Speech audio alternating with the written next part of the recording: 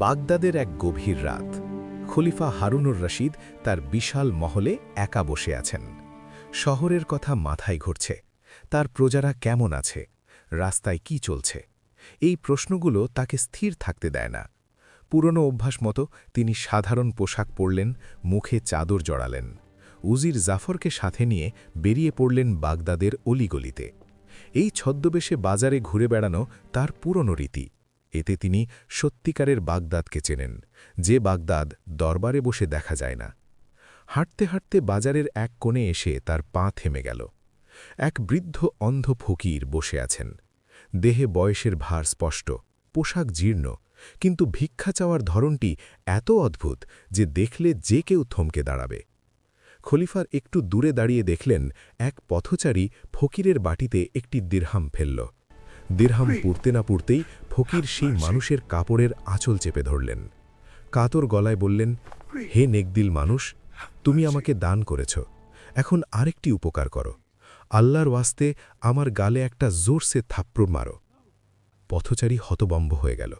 সে হাত ছাড়াতে চাইল এবং বলল, আরে পাগল, আমি তোকে পয়সা দিয়েছি, মারব কেন?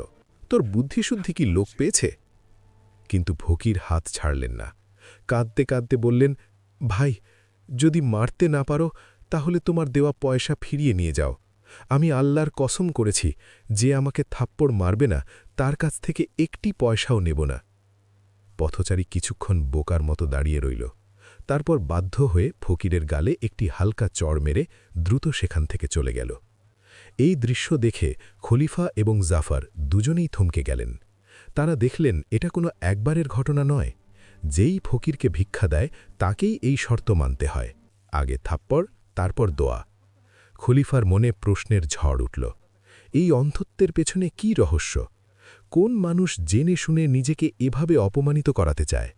নিশ্চয়ই এই বৃদ্ধের বুকে এমন কোনো গল্প আছে যা সাধারণ নয়। খলিফা সিদ্ধান্ত নিলেন এই রহস্যের শেষ দেখে ছাড়বেন। সেদিন চুপচাপ মহলে ফিরে গেলেন, কিন্তু পৌঁছনো মাত্রই উজির জাফরকে ডাকলেন। হুকুম দিলেন, জাফর, ওই অন্ধ ফকিরকে অবিলম্বে আমাদের দরবারে নিয়ে এসো। তার সাথে সম্মানের সাথে ব্যবহার করবে। আমার মনে হচ্ছে এই মানুষটির ভেতরে অনেক বড় কোনো বেদনা কিংবা ভয়ানক কোনো রহস্য চাপা পড়ে আছে। আমি তার মুখ থেকে সেই কাহিনী শুনতে চাই। জাফর তৎক্ষণাৎ সিপাহী পাঠালেন। সিপাহীরা সম্মানের সাথে সেই বৃদ্ধ ফকিরকে দরবারে নিয়ে এলো। ফকির যখন জানতে পারলেন যে খুদ খলিফা তাকে ডেকেছেন, তার শরীর কাঁপতে শুরু করল, ভয়ে, বিস্ময়ে অথবা হয়তো পুরনো স্মৃতির ভারে। দরবার সেজে বসে আছে, চারদিকে পিন পতন নীরবতা। অন্ধ ফকিরকে খলিফার সিংহাসনের সামনে দাঁড় করানো হল। খলিফা নরম সুরে বললেন, হে মুরুব্বি, তোমার নাম কি? তুমি কোথাকার মানুষ? আর সবচেয়ে বড় প্রশ্ন, ভিক্ষা নেওয়ার বিনিময়ে মানুষকে দিয়ে নিজের গালে থাপ্পড় কেন খাওয়াও? সারা জীবনে এমন অদ্ভুত কাজ আমরা কখনো দেখিনি। সত্যি করে বলো, তোমার নীরবতা আমাদের কঠোর হতে বাধ্য করবে। ফকির মাথা নত করলেন, চোখ দিয়ে অশ্রু গড়িয়ে পড়তে লাগল। কাঁপা গলায় বললেন, হে আমিরুল মুমিনিন, আমার নাম বাবা আবদুল্লাহ। আমি সব সময় এভাবে অন্ধ আর ফকির ছিলাম না। একটা সময় ছিল যখন আমি আপনার মতো না হলেও অন্তত একজন বাদশাহের মতো জীবন কাটাতাম। আমার কাছে ৮০টি উটের বিশাল কাফেলা ছিল। আমি একজন বড় সওদাগর ছিলাম। কিন্তু আজকের এই অবস্থা আমার দুর্ভাগ্য নয়, এটা আমার নিজের লোভ আর একটা পাপের ফল। এই থাপ্পড় আমার সেই পাপেরই শাস্তি, যা আমি নিজে নিজেকে দিই। খলিফা অবাক হয়ে জিজ্ঞেস করলেন, ৮০টি উটের মালিক, আর আজ একদানা খাবারের জন্য কাঙাল? এমন কি হয়েছিল যা তোমাকে আসমান থেকে মাটিতে আছড়ে ফেলল? পুরো কাহিনী বিস্তারিত শোনাও। বাবা আবদুল্লাহ একটা দীর্ঘ শ্বাস নিলেন, যেন অতীতের ভারী পাথর বুক থেকে সরাচ্ছেন। জাহাপনা, এই গল্পটি অত্যন্ত বেদনাদায়ক কিন্তু গভীর শিক্ষার। শুরু সেই অশুভ দিন থেকে, যেদিন আমি আমার উটের কাফেলা নিয়ে মরুভূমির পথে যাচ্ছিলাম। বাবা আবদুল্লাহ গল্প শুরু করলেন, হুজুর, আমার ব্যবসা তখন দারুণ চলছিল। ৮০টি উটে মাল বোঝাই, নিজেকে অনেক বড় ভাবতাম। পথে একজন দরবেশের সাথে দেখা হলো। সাধারণ পোশাক, শান্ত মুখ, একটি পাথরের উপর বসে বিশ্রাম নিচ্ছিলেন। কাছে গেলাম, সালাম দিলাম, একসাথে খেলাম, কথা বললাম। কথায় কথায় সেই দরবেশ এমন একটা কথা বললেন যা আমার ভেতরের ঘুমন্ত লোভকে হঠাৎ জাগিয়ে দিল। তিনি বললেন, হে আব্দুল্লাহ, তুমি এই উঁটগুলো আর সামান্য কিছু মুদ্রা নিয়েই এত খুশি। আমি এই মরুভূমিতে এমন একটা জায়গা জানি যেখানে এত গুপ্তধন আছে যে তোমার ৮০টি উঁটে বোঝাই করলেও সেই সম্পদ কমবে না। মাটির নিচে সোনা, রূপা, হীরা, জহরত পাহাড়ের মতো লুকিয়ে আছে। গুপ্তধনের কথা শুনতেই আমার চোখে চমক এলো। বললাম, হে নেকবান্দা, যদি তুমি আমাকে সেই জায়গায় নিয়ে চলো তাহলে কথা দিচ্ছি আমরা সব আধা আধি ভাগ করে নেব। দরবেশ রাজি হয়ে গেলেন। বললেন, ঠিক আছে আব্দুল্লাহ, ৮০টি উটে গুপ্তধন বোঝাই হবে, ৪০টি তোমার, ৪০টি আমার। জাহাপানা, সেই মুহূর্তে লোভ আমার বিবেককে পুরোপুরি ঢেকে দিল। একটুও না ভেবে রাজি হয়ে গেলাম। মনে মনে হিসেব করলাম, ৪০টি উটে বোঝাই সোনা মানে তো আমি দুনিয়ার সবচেয়ে ধনী হয়ে যাব। আমরা দুজনে মিলে পথ বদল করলাম এবং মরুভূমির সেই নির্জন গভীর অংশের দিকে হাঁটতে শুরু করলাম। বাবা আব্দুল্লাহ একটু থামলেন, গলা ভারী হয়ে এলো। জাহাপনা, অনেকক্ষণ হাঁটার পর আমরা একটা সংকীর্ণ ভীতিকর উপত্যকায় পৌঁছলাম, দুটি কালো পাহাড়ের মাঝখানে। সেখানে পৌঁছে দরবেশ কাঠ জড়ো করল। একটি থলি থেকে অদ্ভুত একটা গুঁড়ো বের করে আগুনে ফেলল। ঘন ধোঁয়া উঠল। দরবেশ ঠোঁট নাড়িয়ে কিছু পড়তে লাগলেন। হঠাৎ মাটি কাঁপতে শুরু করল। পাহাড় ফাটতে লাগল। আমার নিঃশ্বাস বন্ধ হয়ে গেল। পাহাড়ের ভেতর কোনো সাধারণ গুহা নয়, একটি সোনার মহল। চারদিকে হীরা, পান্না, সোনার মোহর ছড়িয়ে আছে। এতদিন শুধু গল্পে শুনেছিলাম, সেদিন চোখের সামনে দেখলাম। আমার বুদ্ধি সেখানেই শেষ হয়ে গেল। আমরা দুজনে পাগলের মতো সোনার মোহর আর দামি পাথর বস্তায় ভরাতে লাগলাম। ৮০টি উঁটের উপর এত মাল চাপালাম যে তারা কষ্টে দাঁড়িয়ে থাকতে পারছিল। আমার সাধ্য থাকলে পুরো পাহাড়টাই সাথে নিয়ে যেতাম, কিন্তু উঁটেরও তো একটা সীমা আছে। সব কিছু নিয়ে বের হওয়ার সময় আমি লক্ষ্য করলাম দরবেশ গুহার এক কোণ থেকে একটি ছোট্ট কাঠের কৌটো তুলে নিজের পকেটে রাখলেন। আমি অবাক হয়ে বললাম, এত অমূল্য সম্পদ ছেড়ে এই ছোট্ট কৌটোটা কেন নিলেন? নিশ্চয়ই এতে এমন কিছু আছে যা এই সব সোনার চেয়েও দামি। তাই উট ছেড়ে দিলেন, কিন্তু এটা ছাড়লেন না। কিন্তু তখন সোনার লোভে মাথা এতটাই অন্ধ ছিল যে সেই প্রশ্নটা মনে থাকল না। আমরা বেরিয়ে এলাম। দরবেশ আবার মন্ত্র পড়লেন, পাউডার দিলেন। দেখতে দেখতে পাহাড় জুড়ে গেল। গুপ্তধন চিরকালের জন্য চোখের আড়ালে চলে গেল। এখন সামনে ৮০টি মাল বোঝাই উট দাঁড়িয়ে। প্রতিশ্রুতি মতো ৪০টি আমার, ৪০টি দরবেশের। আমরা ভাগ করলাম, আলিঙ্গন করলাম, বিদায় নিলাম। দরবেশ তার পথে ঘুরলেন, আমি আমার ৪০টি উট নিয়ে এগিয়ে যেতে লাগলাম। বাবা আব্দুল্লাহ এবার ধীরে ধীরে বললেন, যেন প্রতিটি কথা বলতে কষ্ট লাগছে, হুজুর, আমি যতই এগোচ্ছিলাম ভেতরের শয়তান ততই জেগে উঠছিল। মনে হতে লাগল, এই দরবেশ তো ফকির মানুষ, ৪০টি উট সামলাবে কিভাবে? ওর কি এত সম্পদ দরকার? ও তো জঙ্গলেও খুশি থাকতে পারে, কিন্তু আমি ব্যবসায়ী, আমারই এই সম্পদের আসল মালিক হওয়া উচিত। শয়তান ক্রমাগত কানে ফিসফিস করছিল। আমি ভাবলাম, দরবেশের ৪০টি উটেও যদি আমি পাই তাহলে আমি শুধু বাগদাদের নয়, পুরো দুনিয়ার সবচেয়ে ধনী হয়ে যাব। লোভ আমার চোখের উপর পর্দা ফেলে দিল। আমি উট রেখে দরবেশের পিছু দৌড়ালাম, ডাক দিলাম। দরবেশ থামলেন, নরম গলায় জিজ্ঞেস করলেন, কি হলো আব্দুল্লাহ, পথ ভুলে গেছ? আমি তার কাছে গিয়ে চালাকির সুরে বললাম, হে নেক দরবেশ, এইমাত্র রাস্তায় ভাবছিলাম তুমি ক্ষুধাভীরু মানুষ, দুনিয়াদারি থেকে দূরে থাকো। এই ৪০টি উট সামলানো তোমার পক্ষে কঠিন হবে। এই পশুগুলো বড় একগুঁয়ে, এদের দেখাশোনা করতে করতে তোমার ইবাদতে বাধা পড়বে। তুমি ১০টি উট আমাকে ফিরিয়ে দাও, ৩০টিই তোমার জন্য যথেষ্ট। আমি জানতাম এই কথার কোনো ভিত্তি নেই, কিন্তু লোভ আমাকে বাধ্য করছিল। দরবেশ আমার দিকে একটু তাকালেন, হয়তো ভেতরের লোভটা পড়তে পারছিলেন, কিন্তু কিছু বললেন না। হাসি মুখে বললেন, ঠিকই বলেছ আব্দুল্লাহ, আমার কাছে সম্পদের চেয়ে ইবাদাত বেশি প্রিয়। তুমি ভালো সামলাতে পারলে নিয়ে যাও। এবং তৎক্ষণাৎ ১০টি উট আমাকে দিয়ে দিলেন। আমি খুশি হলাম, এখন ৫০টি উট আমার। কিন্তু মনের তৃষ্ণা মিটল না। ঘুরতেই শয়তান বলল, দেখলে কত সহজে দিয়ে দিল, এর কাছে সম্পদের কদর নেই, আরও ১০টি চাও। আমি আবার ফিরলাম, হে ভাই, ৩০টিও তোমার জন্য বেশি। মরুভূমিতে একা এত বড় ঝামেলা কেন নেবে? আরও ১০টি আমাকে দাও। দরবেশ এবার একটু গভীর চোখে তাকালেন, হয়তো বুঝতে পারছিলেন ভেতরে কি চলছে। তবুও বললেন, নিয়ে যাও আব্দুল্লাহ, যদি এতে তোমার মন শান্ত হয়। 10টি দিয়ে দিলেন। এখন 60টি আমার। কিন্তু হুজুর, লোভ এমন একটি কুয়া যার কোনো তল নেই। আমি বারবার ফিরলাম, বারবার চাইলাম, আর তিনি প্রতিবার বিনা অভিযোগে দিতে থাকলেন। এক পর্যায়ে তার কাছে মাত্র 20টি উট বাকি, আমার 70টি। আমি আবার গেলাম। এবার আর কোনো অজুহাত দিলাম না, সরাসরি বললাম, বাকি 20টিও দিয়ে দাও। দরবেশ একটু চুপ করে রইলেন, তারপর বললেন, ঠিক আছে, এবং বাকি সব উটও আমার হাতে তুলে দিলেন। এখন পুরো 80টি উট আর সব গুপ্তধন, সব কিছুর মালিক আমি। আমার উচিত ছিল কৃতজ্ঞতা জানিয়ে চলে যাওয়া, কিন্তু মানুষের মন দেখুন, আমার লোভ তখনও থামেনি। দরবেশ যখন খালি হাতে চলে যাচ্ছিলেন, আমার চোখ আটকে গেল তার পকেটে, সেই ছোট কৌটোটা। মনে পড়ে গেল, এত সম্পদ ছেড়ে এই কৌটোটা কেন সাথে রাখলেন? নিশ্চয়ই এতে এমন কিছু আছে যা এই সব সোনার চেয়েও দামি।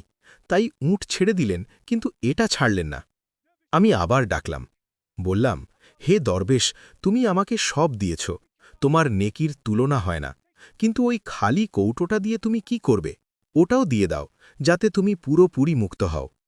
এবার দরবেশ থামলেন, মুখ ঘুরিয়ে বললেন, আব্দুল্লাহ, এবার থামো। সব দিয়েছি, কিন্তু এই কৌটো চেও না। এটা তোমার কোনো কাজের নয়, আর এতে একটা বিপদ লুকিয়ে আছে। কিন্তু আমি মানার পাত্র ছিলাম কি?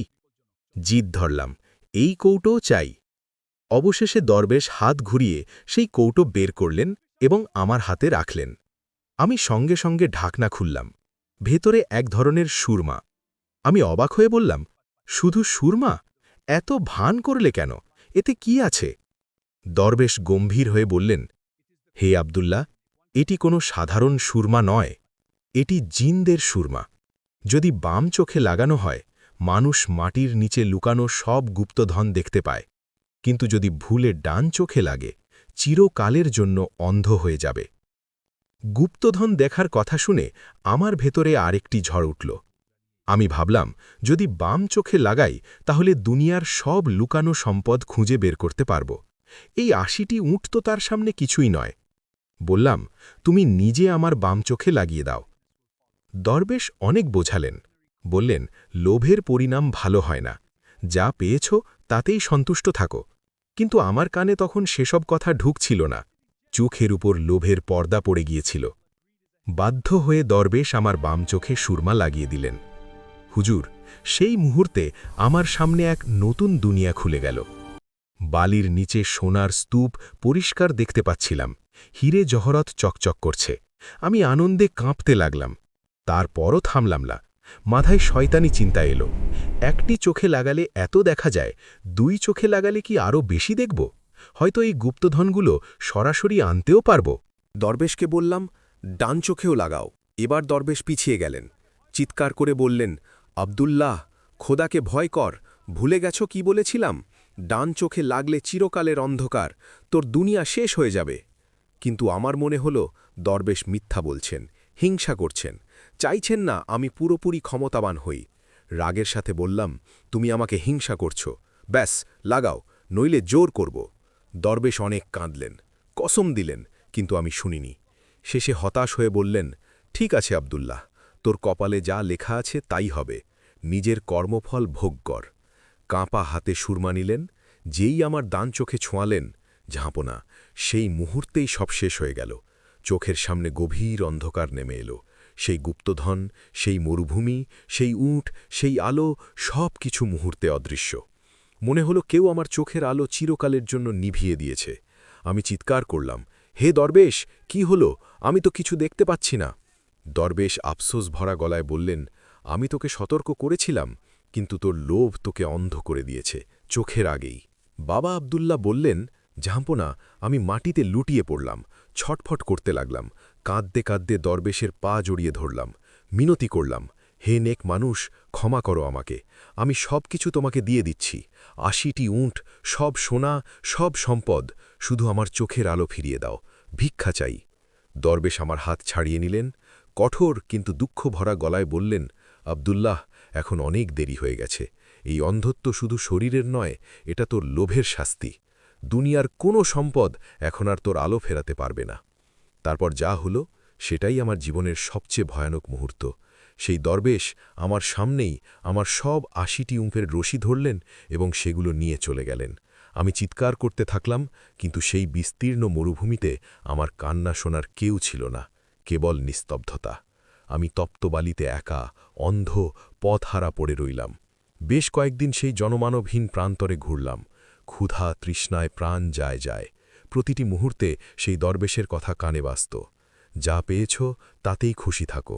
আমি বুঝতে পারছিলাম, যদি ৪০টি উঁটে সবর করতাম আজ বাদশাহ হতাম, যদি 10টি উঁটে রাজি হয়ে যেতাম তাহলেও ধনী হতাম, কিন্তু আমি সব কিছু চেয়েছিলাম। বিনিময়ে পেলাম কিছুই না। ধোপার কুকুরের মতো অবস্থা, না ঘরের না ঘাটের। ভাগ্যক্রমে একটি চলন্ত কাফেলা আমাকে দেখে ফেলল এবং বাগদাদে নিয়ে এলো। এখানে এসে বুঝলাম ভিক্ষা ছাড়া আর কোনো পথ নেই, কিন্তু বিবেক ধিক্কার দিল। তখন কসম করলাম, যে আমাকে দান করবে তাকে অবশ্যই বলবো যেন সে আমার গালে একটা থাপ্পড় মারে, যাতে প্রতিটি মুহূর্তে মনে থাকে এই শাস্তি আমার নিজের হাতের কামাই। এই থাপ্পড় আমার গালে নয়, আমার লোভের ওপর। বলতে বলতে বাবা আবদুল্লার গলা ধরে এলো। দরবারে ফুঁপিয়ে কাঁদতে লাগলেন। হাত জোড় করে বললেন, ব্যাস, এটাই আমার কাহিনী আমিরুল মুমিনিন। আমি এমন এক পোড়া কপাল সওদাগর যে নিজের হাতে নিজের কবর খুঁড়েছে। আমি মানুষের কাছে পয়সা নয়, আমার ভুলের শাস্তি চাই, যাতে আল্লাহ আমাকে পরকালে মাফ করে দেন। খলিফা হারুনুর রশিদ স্তব্ধ হয়ে গেলেন। দরবারে উপস্থিত প্রত্যেকের চোখ ভিজে গিয়েছিল। দীর্ঘশ্বাস নিয়ে নরম গলায় বললেন, নিঃসন্দেহে লোভ সর্বনাশা। আবদুল্লাহ, তোমার কাহিনী হাজারো উপদেশের চেয়েও বড়। তুমি অনেক বড় ভুল করেছ, কিন্তু তোমার অনুশোচনা খাঁটি, আর তার মূল্য তুমি নিজের 2 চোখ দিয়ে চুকিয়েছ। তারপর উজির জাফরকে হুকুম দিলেন, জাফর, বাবা আবদুল্লাহকে মহলের পেছনের একটি শান্ত কক্ষ বরাদ্দ করো। তার সমস্ত প্রয়োজন, খাবার, পোশাক, ওষুধ শাহী খাজানা থেকে পূরণ করা হবে। আজ থেকে ইনি ভিক্ষার অপমান থেকে মুক্ত। তারপর খলিফা নিজে আবদুল্লার হাত ধরলেন, বললেন, হে মুরুব্বি, এখন আর নিজেকে থাপ্পড় খাওয়াবে না। তুমি শাস্তির চেয়েও বেশি শাস্তি পেয়েছ। এখন বাকি জীবন মহলে কাটাবে। যে তরুণ ব্যবসায়ী আসবে, যে সিপাহী আসবে, যে নতুন ধনী হবে, যে ছাত্র শিখতে আসবে, তুমি তাদের এই গল্পটি শোনাবে, যাতে অন্য কোনো আবদুল্লাহ লোভের এই গর্তে না পড়ে। তোমার মুখ থেকে বেরোনো প্রতিটি কথা বাগদাদের সবচেয়ে বড় শিক্ষা হবে। সেই দিন থেকে বাবা আবদুল্লাহ মহলের একটি পরিষ্কার আঙিনায় থাকতেন। সকাল থেকে সন্ধ্যা মানুষ আসত তার কাছে, কোনো তরুণ সওদাগর, কোনো নতুন ধনী, কোনো কৌতূহলী ছাত্র। তারা সেই অন্ধ বৃদ্ধকে ঘিরে বসে থাকত, আর তিনি কাঁপা কিন্তু সুরেলা গলায় সেই পুরনো কাহিনী শোনাতেন। আমার বাচ্চারা, আমি ৮০টি উটের মালিক হওয়া সত্ত্বেও সব কিছু চেয়েছিলাম এবং সব কিছু হারিয়েছি। আল্লাহ যা দিয়েছেন তাতেই শান্তি। লোভের চোখ কখনো ভরে না, আর যে চোখ লোভে ভরে যায় একদিন সে আলো থেকে খালি হয়ে যায়। প্রতিবার গল্প শেষে পুরো আঙিনা নিস্তব্ধতায় ডুবে যেত। কোনো যুবক কাঁদতে কাঁদতে তার হাতে চুমু খেত, কসম করত কখনো অন্যের হক মারবে না। বাবা আবদুল্লার চোখ আর ফিরে আসেনি, কিন্তু তার কাহিনী লক্ষ লক্ষ চোখ খুলে দিল। বাগদাদে যখনই কেউ লোভের কথা বলতো, মানুষ বলতো, চলো বাবা আবদুল্লার কাছে যাই, তিনি বলে দেবেন লোভের পরিণাম কি হয়। মানুষের আসল শত্রু বাইরে নয়, তার নিজের মনের ভেতরে বসে থাকা লোভ। আবদুল্লার কাছে ৮০টি উট ছিল, সম্পদ ছিল, ব্যবসা ছিল, কিন্তু একটি গুপ্তধনের ঝলকানি তার বুদ্ধি কেড়ে নিল। সে দরবেশের সততার সুযোগ নিল, তার উট কেড়ে নিল, আর ছোট্ট একটি কৌটার লোভে নিজের চোখ পর্যন্ত হারিয়ে বসল। যে মানুষ আরও একটু বলে ছোটে, সে শেষে খালি হাতেই থাকে। কৃতজ্ঞতা মানুষকে উঁচুতে তোলে, লোভ অন্ধ করে দেয়, কখনো মন থেকে, কখনো চোখ থেকে, কখনো ভাগ্য থেকে। জয় তারই হয় যে আল্লাহর দেওয়া জিনিসের উপর শকর আদায় করতে শেখে। প্রিয় দর্শক, এই শিক্ষামূলক ভিডিওটি ভালো লাগলে লাইক দিন, শেয়ার করুন আপনার আত্মীয়দের মাঝে, আর চ্যানেলটি সাবস্ক্রাইব করুন এরকম আরও ইসলামিক শিক্ষামূলক ভিডিও পেতে। ধন্যবাদ।